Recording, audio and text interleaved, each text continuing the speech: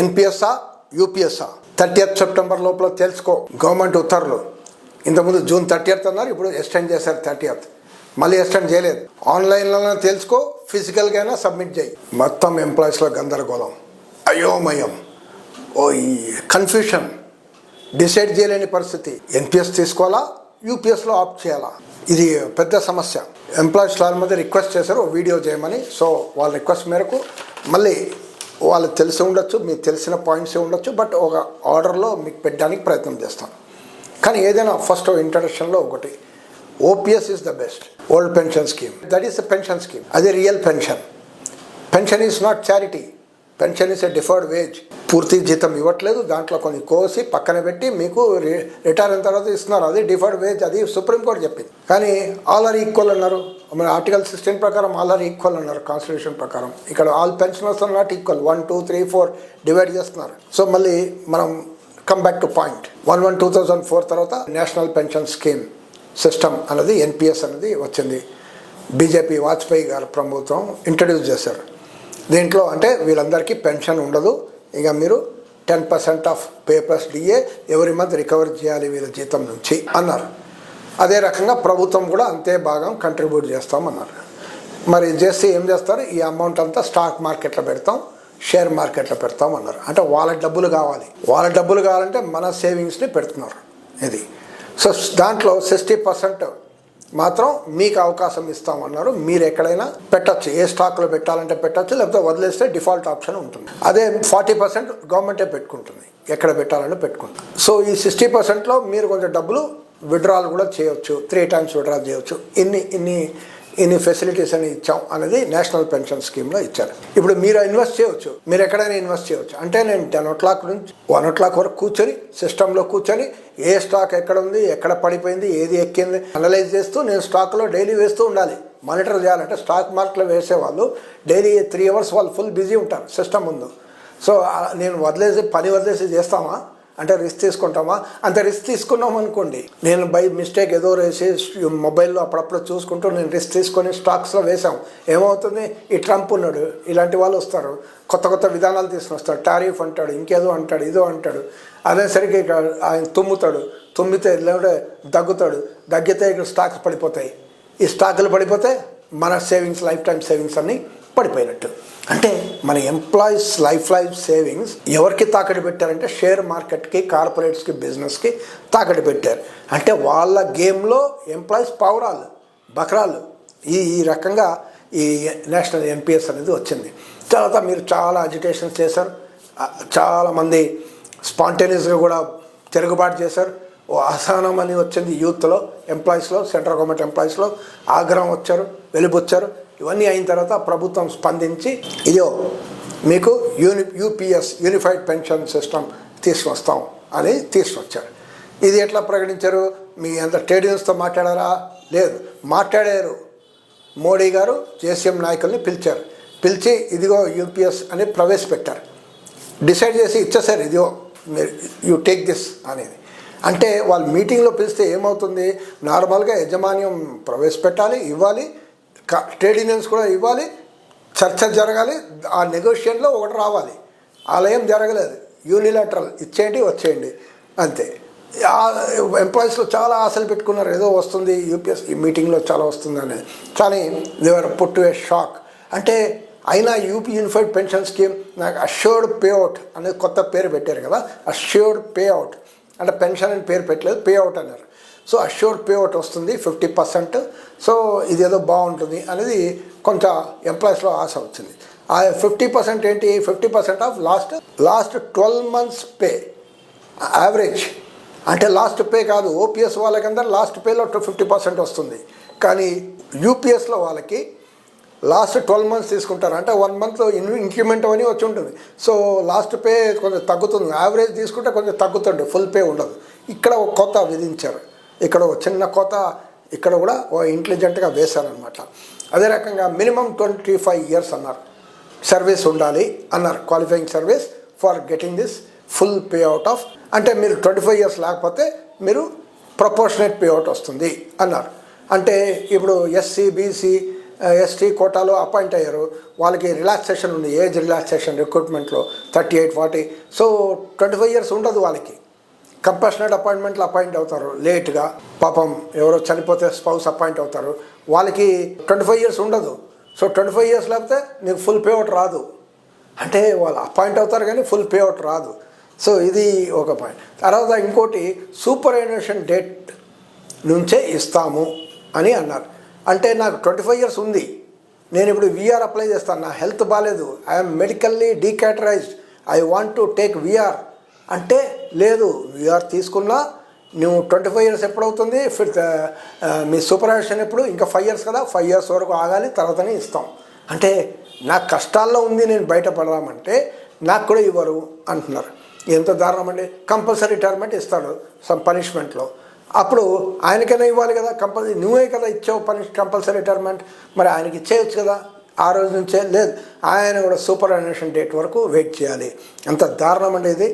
అదే రకంగా lump sum payment అన్నారు. లంసమ్ పేమెంట్ అంటే మనం ఏదో చాలా డబ్బులు వస్తాయి అనుకున్నాం. మనం ఎంత ఇస్తున్నారు, 10% of pay plus DA of last pay plus DA తీసుకుంటారు, 10% తీసుకుంటారు ఫర్ ఎవ్రీ 6 months సర్వీస్. అంటే మీకు 30 సంవత్సరాల సర్వీస్ ఉందనుకోండి, అంటే 60 times అవుతుంది. 60 times of 10% of pay plus DA. So అంటే మీ పే 50,000 అనుకుందాం, మీ ఇప్పుడు డిఏ 53,000, 53%. సో ఇది చేస్తే ఎంత అవుతుంది, దాంట్లో 10% తీసుకుంటారు ఈ టోటల్లో. 75, 76, 77,000 అనుకున్నాం, 10% అంటే 7,700 అనుకుందాం రఫ్లీ. ఇంటూ 60 చేస్తే సుమారు ఎంత అవుతుంది, 4,62,000 వస్తుంది. అంటే 4 లక్షలు, 4 లక్షలు, 5 లక్షలు ఇంతే వస్తుందన్నమాట. ఏది యువర్ లంసమ్ పేమెంట్. సో ఇది చాలా తక్కువ. అంటే మీరు పెట్టిన 10% ఆఫ్ పేపర్స్ డిఏ ఏదైతే మీరు పెట్టి ఉంటారో అవన్నీ రాదు యూపీఎస్లో. ఎన్పిఎస్లో అవి వస్తుంది, కానీ అది కూడా షేర్ మార్కెట్ ఆధారంగా వస్తుంది, కానీ దీంట్లో అయితే అది రాదు అనేది చెప్పారు. తర్వాత ఎన్పిఎస్లో ఓపీఎస్ ఆఫ్ చేస్తే ఎన్పిఎస్లో ఉన్న మీ కార్పస్ని ఇండివిజువల్ కార్పస్ అని డీల్ చేస్తారు. యూపీఎస్లో ఐసీ అంటారు, ఇండివిజువల్ కార్పస్. అదే రకంగా ఇంకో కాన్సెప్ట్ పెట్టారు, bench mark corpus. Bench mark corpus అంటే ఏంటి, 10% ఆఫ్ పేపర్స్ డిఏ ఏదైతే మీ రికవరీ అవుతుందో మీ మొత్తం సర్వీస్లో, టోటల్ సర్వీస్లో తీసుకుంటారు. ఎంత అయింది అని కాదు, ఎంత అవ్వాలో అని తీసుకుంటారు, అది బెంచ్ మార్క్ కార్పస్ అంటారు. తర్వాత ఎంత అయింది అని చూస్తారు, that is your individual corpus. So individual corpus bench mark corpus Tally అయింది అనుకోండి, you will get full pay out. అంటే 50% ఆఫ్ దట్ పే అది ఇస్తారు, పెన్షన్. అది పెన్షన్ పే అవుట్ ఇస్తారు. లేదు తగ్గింది అనుకుందాం, అంటే మీరు విత్డ్రా చేసి ఉంటారు, కొంచెం లోన్ తీసుకుంటారు, మీరు పిల్లలు చదువు, మ్యారేజో ఏదో ఒకటి మీరు లోన్లు తీసుకుంటారు, విత్డ్రాల్ చేసుకుంటారు, పార్షల్ విత్డ్రాల్స్ 3 times ఎలిజిబుల్ కదా, పార్షల్ విత్డ్రాల్ తీసుకుంటారు. సో మీ ఇండివిజువల్ కార్పస్ తగ్గింది కదా. సో ఇండివిజువల్ కార్పస్ ఎంత తగ్గితే individual corpus IC divided by BC benchmark corpus into payout, అంటే అంత ప్రపోర్షనేట్గానే మీకు పే అవుట్ ఉంటుంది అన్నది ఒక పాయింట్. మీరు పని చేస్తూ దెబ్బతిన్నారు, ఇంజ్యూర్ అయ్యారు, సర్వీస్లో బాగా ఇంజ్యూరీ వచ్చింది, మీరు హాస్పిటల్ పాలయ్యారు, హాస్పిటల్ లీవ్ అయిపోయింది, ఈ లీవ్ అయిపోయింది, ఆ లీవ్, అన్ని లీవ్లు అయిపోయినాయి, అయినా మీరు 1 year 6 months మీరు సొంత లాస్ ఆఫ్ పేలోనే ఉన్నారు. అప్పుడు మీకు రికవరీ ఉండదు. సో రికవరీ లేకపోతే ఏమవుతుంది, రికవరీ లేకపోతే మీ ఇండివిజువల్ కార్పస్ తగ్గిపోతుంది కదా. అప్పుడు మీకు ఇండివిజువల్ కార్పస్ తగ్గిపోతే మీ పేఅవుట్ కూడా తగ్గుతుంది. వేరే చోట అయితే అబ్బా మీరు పని చేస్తూ ఈ సంస్థకి మీరు త్యాగం చేశారు కాబట్టి అవార్డు అనేది ఇవ్వాలి, ఇక్కడ అవార్డు కాదు పనిష్మెంట్ అని ఇస్తున్నారు.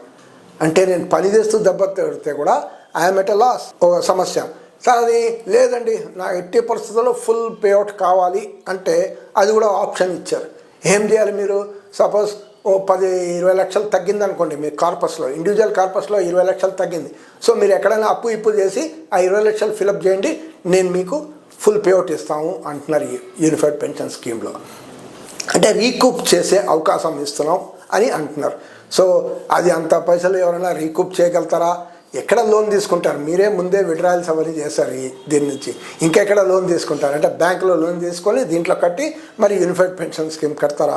సో ఈ రకంగా ఒక కన్ఫ్యూషన్ పరిస్థితిలో పెట్టారు. తర్వాత ఓకే యూపీఎస్ బాగుంది, కొత్తది పెట్టారు కదా, దీంట్లో చేంజెస్ చాలా కావాలని మనం కూడా కోరుతున్నాం.